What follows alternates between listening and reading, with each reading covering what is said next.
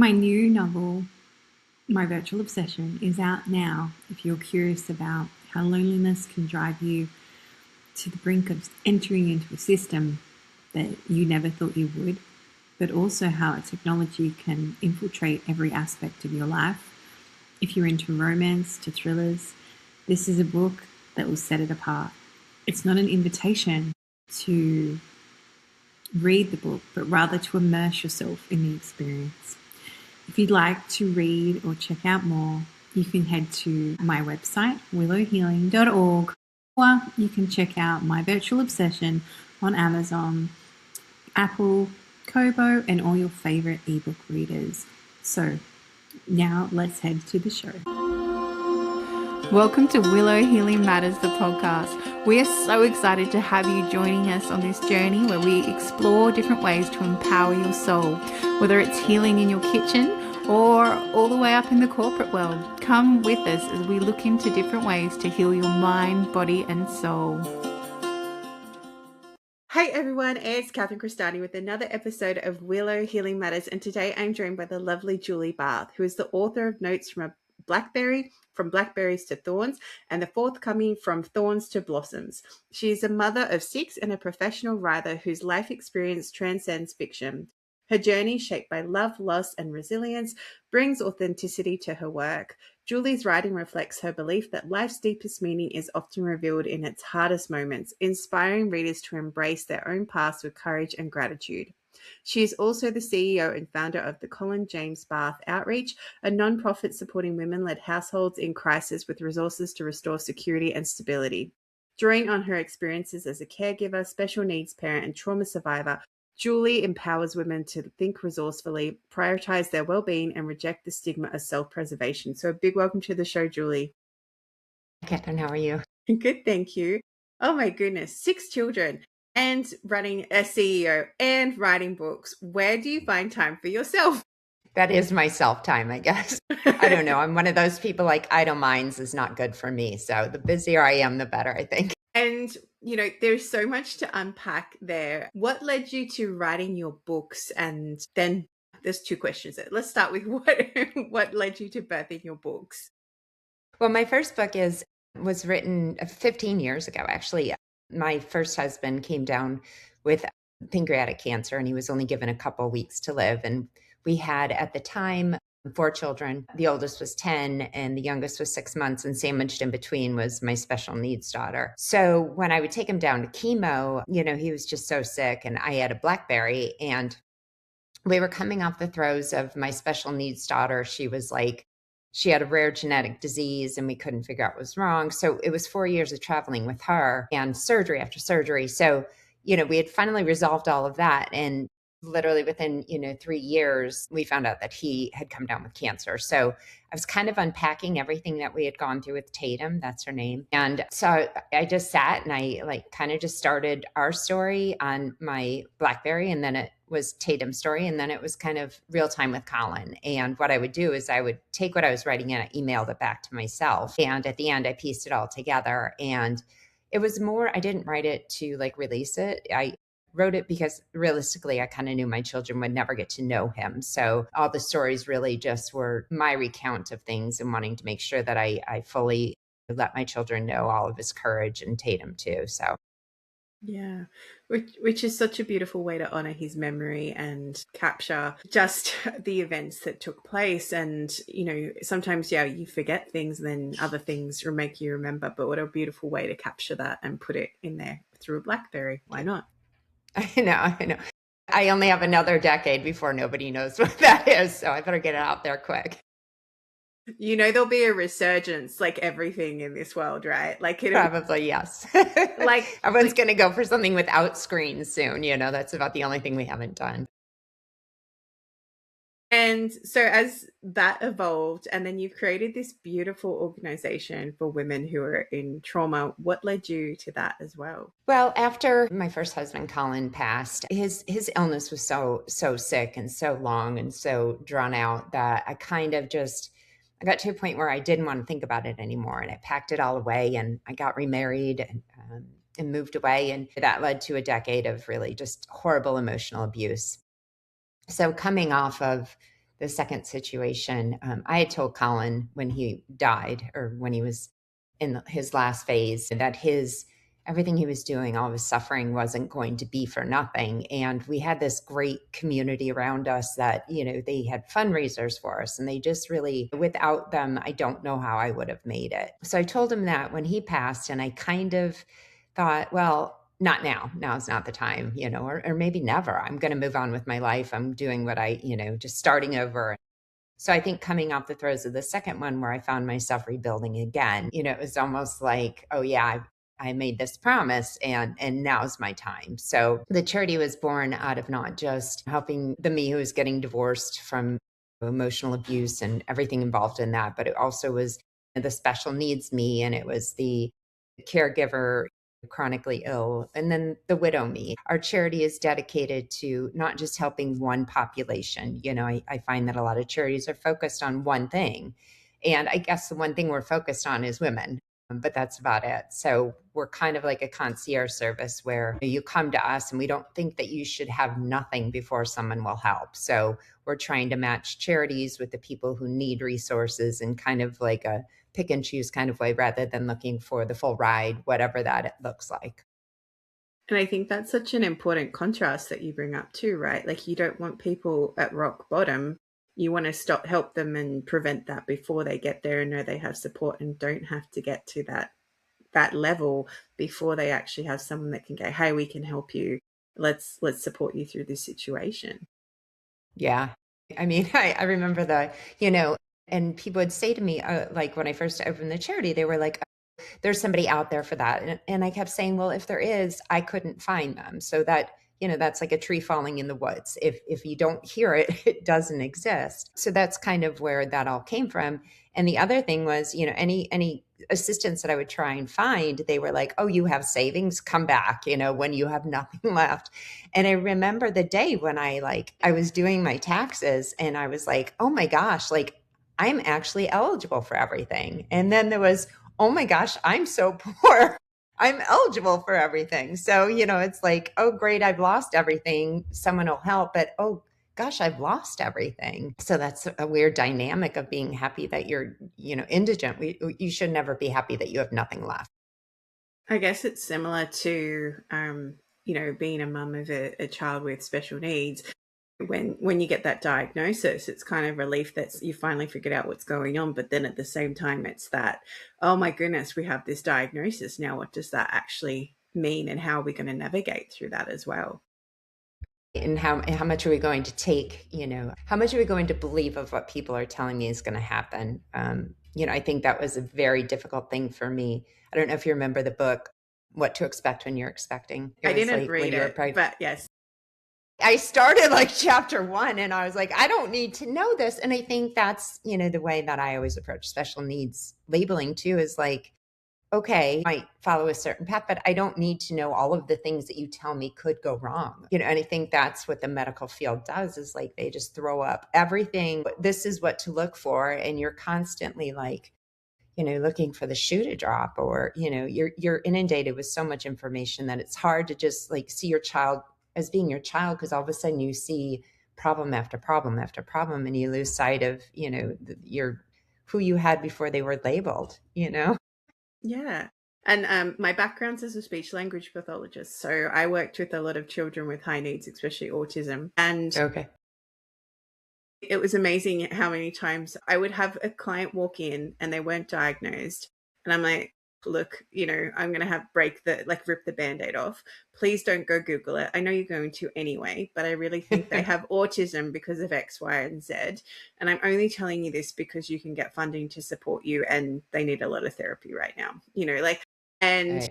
And then it would always be the same cycle. And I'm like, please don't Google it, because you'll get the worst case scenarios. And we don't know the prediction of what your child's going to be. We don't have a crystal ball to look into their future, all that sort of thing. Yeah. But the biggest thing was they would go home and Google it, and then they would hate me. And then they would sit with it. And then they would sit with it. And I always told them, I said, you're going to go home, you're going to Google it, you're going to hate me, you're going to question it, and then you're going to, okay, she has merit in what she's saying, and then you're going to come back. And that's exactly what happened. And they'd all come back and say the same thing. And they're like, oh, the doctor said they're never going to talk. I said, how do they know that? I said, I don't know if they're never going to talk. How can they tell that to you? I said, we just need to get in their world and you never know what will happen. But the biggest thing that was taken away was hope. Like it was this, why not just say this is a possibility, but we could also have the opposite possibility rather than, like you said, putting it in these finite little categories and giving the worst case scenario every single time. Yeah. And I think it's a problem with expectations as well. I never actually had Tatum formally labeled. I always felt as if like, it wasn't that I felt like a label was going to, stop her from doing what she wanted to do, but I never wanted it to affect the way other people looked at her or their expectations of her. And ironically, I fought and fought and fought. I mean, for years, not to put it in any of her records. And then when she turned 18 and she needed Social Security, it took me like a year to prove that she was disabled. And I was like, oh, the younger me, why didn't you just let it happen? But I mean, literally, I was like, here I'm fighting so hard in my piece, like, no, we're not going to label her. No, she's not disabled. And then the other 2 decades later, here's this woman like, she is so disabled. You don't understand, coming to terms with what that means. Like, what does disabled mean? And how can I accept the fact that somebody's saying that about her and not change the way that I see her or other people are going to see her? Yeah, and that's the tricky thing, right? It's how do you just accept the person for who they are rather than looking at all the titles and labels that are attached to them?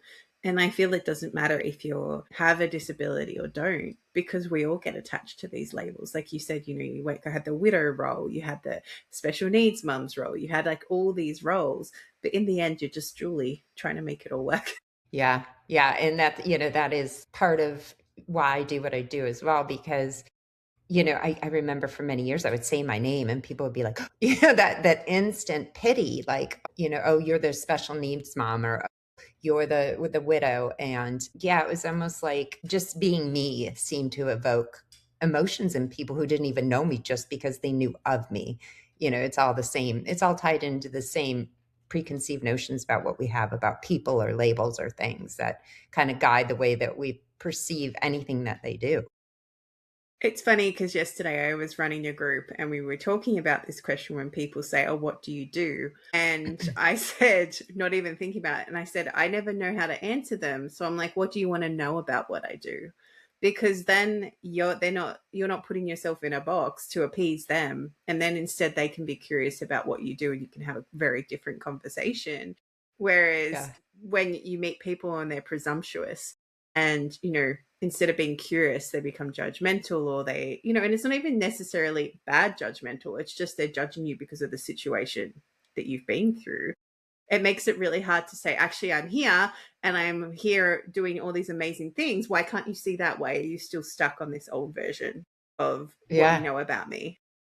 And I find that a lot. And that's another thing that our charity is dedicated in. You come out of these situations, whether that means like I lost my husband to illness and I was a stay-at-home mom. And it was like, well, what have you been doing for the last decade? You go to get a job and they're like, well, where's your resume? And I don't know what makes you more qualified to be project manager, counselor, chef, whatever it is. As a mom, you've done it all, fundraising for, but somehow because you say I'm a stay-at-home mom, the label of, so you haven't been doing anything for the past 10 years. And it really does limit, your options in the workforce. It shouldn't, but it does. And, especially in a world of AI, that makes it even more difficult because it's scanning your resume. And if you don't have a resume, or if you don't have a lot of things on your resume, it doesn't matter what you've been doing because it just looks like you've not been doing anything. And even if you have been doing things and you've been in the same job, it's like, oh, hang on, I want to expand this. But they're just going to look at that job. And I remember helping my husband. I'm like, no. What else did you do there? He goes, what do you mean? I said, you were doing accounts, you were doing this, let's put all those things in there. I said, because you need to show that you can go for a higher position, or you need to show that you're more than just, the worker or just whatever it is. But people, we're not trained to think that way. We're not we're not educated to be that way either. Like you said, there's that stigma about, oh, you're a stay-at-home mom. It's like, well, do you know how much work that is? Like, I spend my day as a stay-at-home mom and go, holy crap, it's already 3 o'clock, and all I've spent all day doing is like making lunches and putting out fires and Yeah, I'm like, I yeah. know. I find myself to be an insurance specialist. You know, if you need medical insurance, I got you. I know exactly what all the terms are. I've taught, but like you said, I think we almost want to present ourselves as being the thing that we do most rather than expanding all the things that we do in the most, because you want to seem specialized in one thing rather than seeing all the things that you're doing to get to that one thing. So it's almost like deconstructing rather than, and I think that's difficult, to see yourself. I always thought I was presenting myself as a writer. Oh, I'm a writer. But then it was like, oh, well, all you can do is write. Well, no, because I do, so I understand what you're saying. It's like, you have to think about all the things that you do to get to where you're at. And, that's a long road that a Yeah, lot of people don't see the backstory to. exactly. And it's like, you stay at home mom, you're excellent at time management. Let's put that on there. It's like, I am really good at multitasking. I can cook Negotiation. dinner. I'm really Yes. good at negotiating. But, and I did this exercise a few years ago with my old coach, and he said, what is the value that you put on all those things that you do for people? Like, if you had to charge an hourly rate, or you broke it down to all those things that you do as a mom, as a CEO, as an author, as a speaker, whatever it might be, whatever role it is, what is that value to people? And in the end, it becomes priceless because, and even parents I used to work with, I used to say to them, if you go down and you're unwell or something happens to you, what happens to the rest of your ship? What Right. happens to everyone else? And Yeah. once you realize how integral you are in that unit, or how integral you are in your children's lives, your community's life, whatever it might be, then you can see the value in what you're really worth. Yeah. Yeah. It is, that it is funny when you sit down, because I am a single mom. And, there are times when I go to get like life insurance and, like thinking about, oh, well, they would have to hire a chauffeur and a cook. And, you're not just doing one thing, you're doing the job of 20 different people all at the same time. And there's no other job on earth that would require that you are doing that full time all day long. You don't get a break. You don't get a lunch. You don't get coffee. And you certainly don't get paid extra on the weekends or holidays. No, you definitely don't. And it's, and then you've got the mums at homeschool as well, and you throw that on top of it. And it's just, all those different levels and those different layers. And, and then flipping back to what you've created with your not for profit, then you're creating a space for those women to come to before they have to start thinking about, oh my goodness, we're going to end up on the streets, or, oh my goodness, all these sorts of things, because sometimes you just need someone to support you before you hit rock bottom, rather than hitting rock bottom and then having to dig out of a much, much bigger hole. Yeah, there are so many organizations, and rightly so, and I'm so glad they're out there that, if you're fleeing your home, you can find a shelter. If you have, no food, someone will feed you. But the problem is that once you get to that point, it's so hard. It takes the average woman like a decade to recover after divorce. If we were able to help them where they're at, rather than letting them fall into, it's so hard to rebuild. If we were able to just let them stay here, find something that, a lucrative career for them, help them through the divorce process, where the legal fees and all that, there aren't enough organizations that literally are there to support. So, I know that our mission statement originally said women in crisis. Like, we've changed language a little bit more, that we believe that it should be women in struggles. Like, you shouldn't be in absolute crisis. Like, your house shouldn't be on fire for you to be able to put something out. And that's kind of where our logic is, that, yeah, there are organizations that are out there and doing great work, but let's change the thought process to be supportive rather than complete aid. Yeah. 100%. And for someone who is going through a process where they might be stuck in a situation with domestic violence, they might be going through grief or whatever it might be, what are some tips or recommendations that you might have for them? Because you've kind of you've been through I want to say you've been through a lot. Yeah. Yeah. One of the biggest things that I preach right now, more to young girls, I have 4 girls.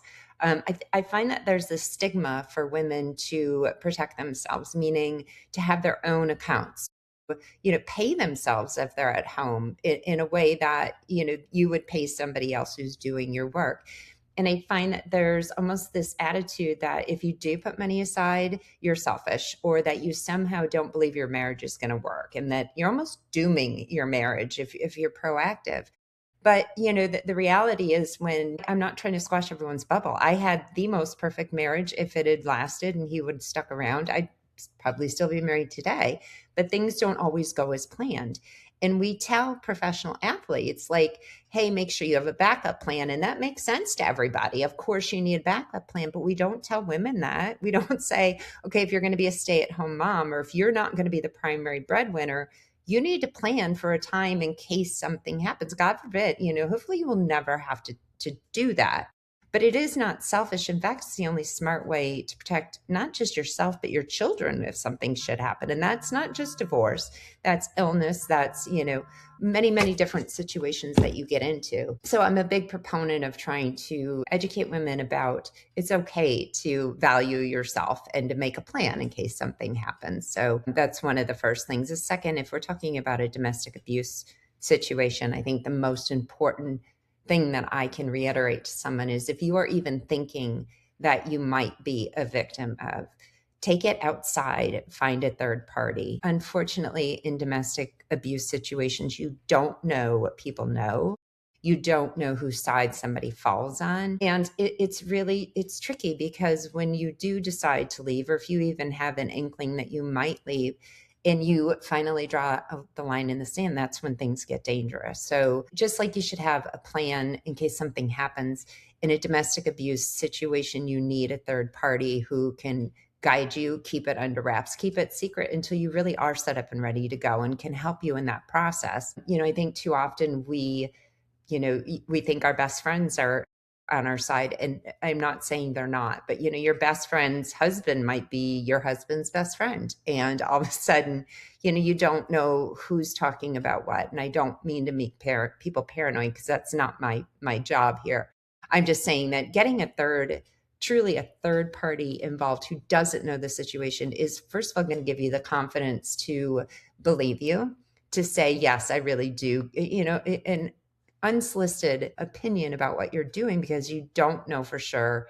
A lot of it is gaslighting, and am I crazy? Is this really going on? Am I making, all of those questions can be answered outside of your situation with somebody who doesn't know you. They're not labeling you. They haven't heard that, oh, you're a little crazy sometimes. Or, a lot of times people say, well, you're just not a good couple. You just don't get along. It's a toxic relationship. No, in these situations, one person is toxic, not the relationship, one person. And defining that and understanding it and being able to process and do something about it is very important. Yeah, I so agree with everything you said. So, like, even the first point of having your own bank account, I've had people when their husbands have passed and it's taken months to get access to their bank accounts because they have to go through all the legal things. If you don't have your own money, how are you going to start paying for groceries, and how are you going to, Your feed mortgage, your children, your mortgage, everything else? The bank's like, oh, we need proof that your husband died. It's like, oh my goodness, do you want me to send you the little packet from the funeral? But the hoops that people don't realize you have to go through if you do, like you said, end up in that situation, and to put things into play. And even, something so simple as having a folder with your passwords in it, like a written one, not on computer, because everything can be hacked these days, but right? having a written thing so that if something does happen, they can get into the accounts. I have all the passwords. My husband wouldn't know anything. Yeah, it's true. And Yeah. so we've talked about that, like, hey, all these things are in here if we really, really need it.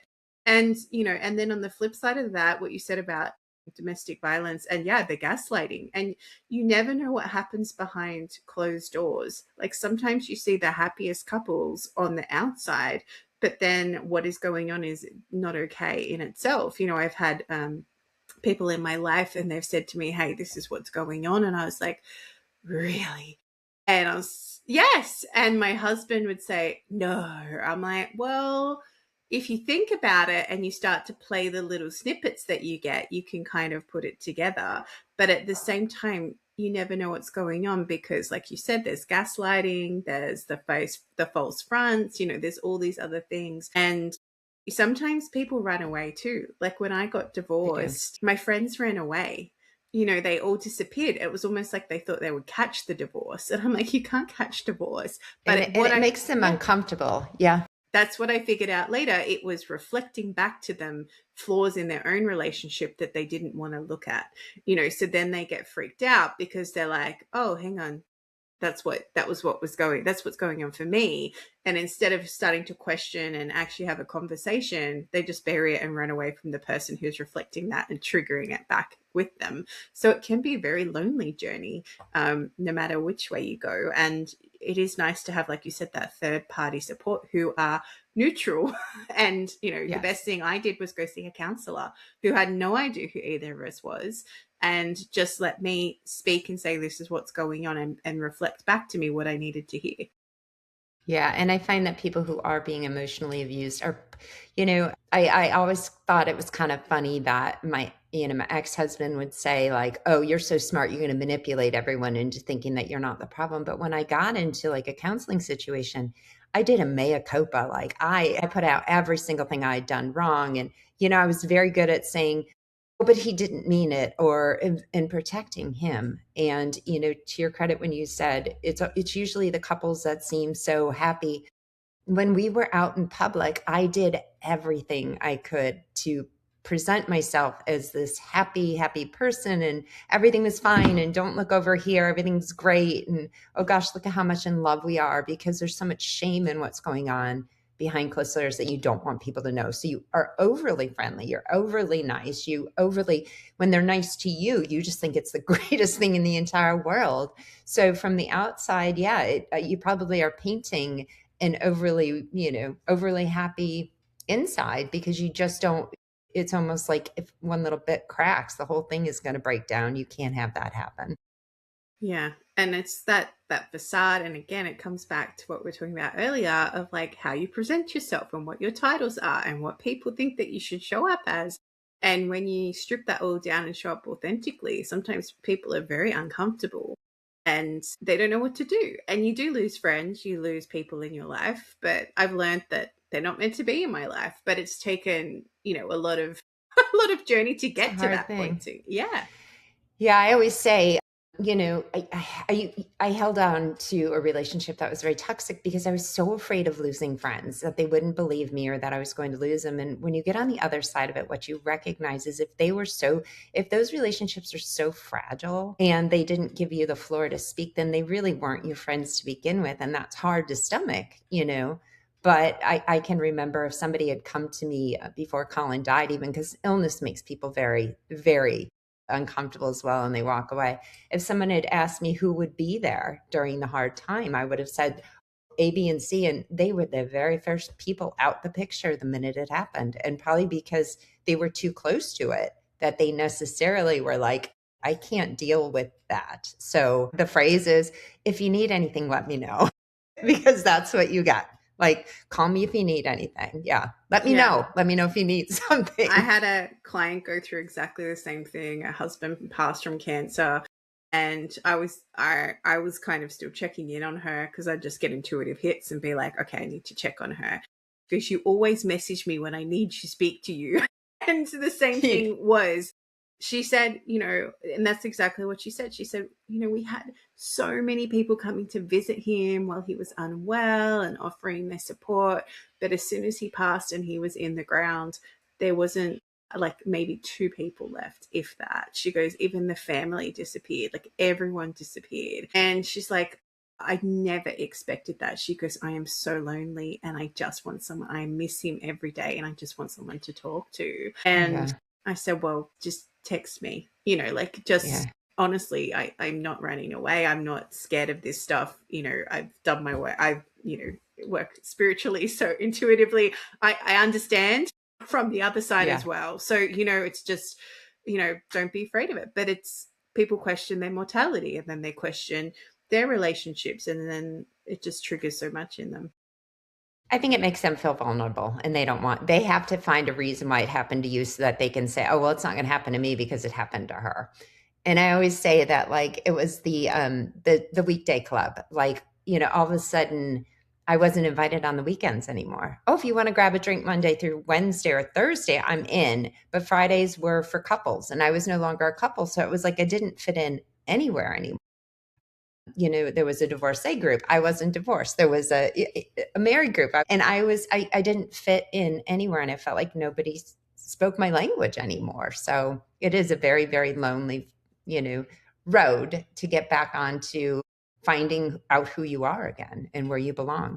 Yeah. And finding your tribe and community and people who just accept you for being Julie or Catherine or whoever, just accept you for you. And you accept yourself as whoever you are. It took me many years to, my entire adult life really was being Colin's wife. And then all of a sudden I was like, I don't know who I am anymore, because we were Julie and Colin. And then I was just Julie. And I'm not sure, as an adult, I never stood on my own 2 feet. So that was difficult, trying to figure out, everyone else I'm sure was trying to figure out who I was. But the hardest thing was me figuring out who I was. Yeah. Exactly. Without all the noise, without everything, playing in there all the time. And then you have children running you around as well. They take up a lot of your mind space. Yeah. Yeah. And you're trying so hard to make sure that, they've had it so hard for so long, and sadness has been in the house that you almost are like, I can't do that anymore. We're going to, I remember it was almost this illusion, like, we're going to vacation, we're going to have fun. We're not going to deal with anything serious anymore. We're not going to talk about sadness. And you like build this fictitious world around you just because you want to break from all of it. But it's hard to come back from that break and live in the real world again, because the real world was no fun. I didn't want to be there anymore, Yep. Yeah. I understand. And as we start to finish our time together, Julie, I ask the guests that come on the show, if you could heal or change something in the world, what would it be? Right now, I mean, gosh, where do you start? Right now, I think that the one place that my heart is near and dear to, I think it is in women and the roles that we play in society and how hard we fight just to make everybody else okay. I wish that I could help women feel that okay in of themselves and stop, trying to make everyone else happy, and really value who they are, because I think we always put ourselves last. It's great to a certain extent, but we only get one life to live as well. 100%. And it's so that I like to use the analogy that fill your cup up first and then let the overflow go to everybody else. Because if you're empty, what are you filling everyone else up with? Empty. Yeah. It's not going to work. Yeah. True story. And if people want to come and find you, Julie, or buy your books, or come learn more about your not-for-profit, where can they find you? If you go to juliebarthauthor.com, CJB Outreach is on there. My special needs daughters, she has art that she sells. She's a self-taught artist, and the proceeds from her art go to fund the charity. So if you want to get involved, juliebarthauthor.com, and all the other tabs are there to find it, podcasts, books, all of that. Beautiful. And thank you so much, Julie, for sharing your journey, but also the mission that you are doing to help women who are struggling. I went to say in crisis, but I'm like, no, who are struggling and just need that support so that they can come back to who they truly want to be. Thank you for having me. Thank you for listening to Willow Healing Matters, the podcast. We have so much love and gratitude that you have taken the time out of your day to empower you on your healing journey. The views shared by the person being interviewed might not necessarily reflect that of the host and should be used at your own discernment. Trust what resonates for you and follow your heart and soul guidance. If you have any underlying medical conditions or mental health issues, please consult with your healthcare provider before pursuing any of the recommendations. Likewise, you can always contact the person being interviewed to find out more information. This can be found in the show notes. Remember to activate, align, heal, empower, and find love in everything that you do.